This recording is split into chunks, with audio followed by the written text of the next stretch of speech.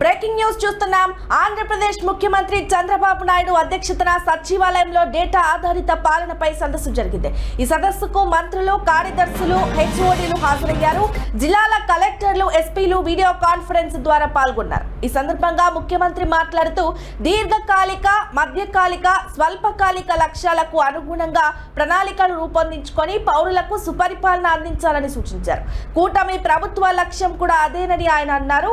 అందుకు అనుగుణంగానే విజన్ ప్రణాళికలను రూపొందించినట్లు వెల్లడించారు.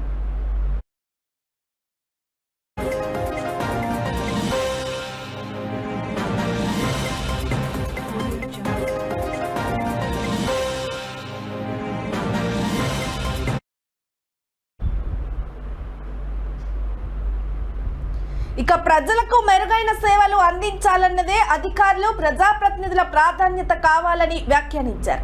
గ్రామ సచివాలయాన్ని విజన్ యూనిట్ గా మార్చుకొని సమర్థంగా ఆ విభాగాన్ని వినియోగించుకుందామని పిలుపునిచ్చారు. అంతా కలిసికట్టుగా పనిచేసి ఇటీవల వచ్చిన తుఫాన్ను సాంకేతిక వినియోగంతో ప్రాణ ఆస్తి నష్టాన్ని బాగా తగ్గించగలిగినట్లు వెల్లడించారు. రాష్ట్ర స్థాయి నుంచి క్షేత్ర స్థాయి వరకు ఎప్పటికప్పుడు ప్రజలను అప్రమత్తం చేసి ప్రాణ ఆస్తి నష్టాన్ని నివారించగలిగామని అన్నారు.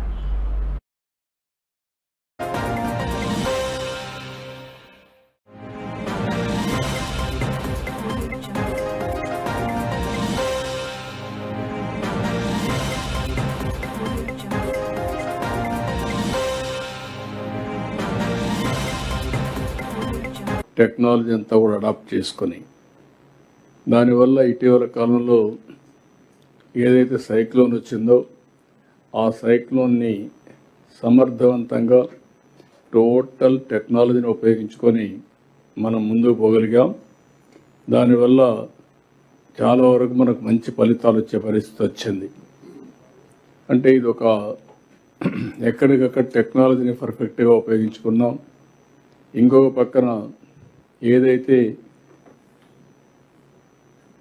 సైక్లోన్ని ముందుగానే ట్రాక్ చేయడం, అదే మరి మనకుండే అవేర్ కానీ డేటా కానీ ఇవన్నీ సింక్ చేసుకోవడం, ఇక్కడ సెక్రటరియట్ దగ్గర నుంచి లాస్ట్ మైల్లో ఉండే గ్రామ సచివాలయం వరకు ఇప్పుడు దాని పేరు కూడా మనం మార్చుకుంటున్నాం.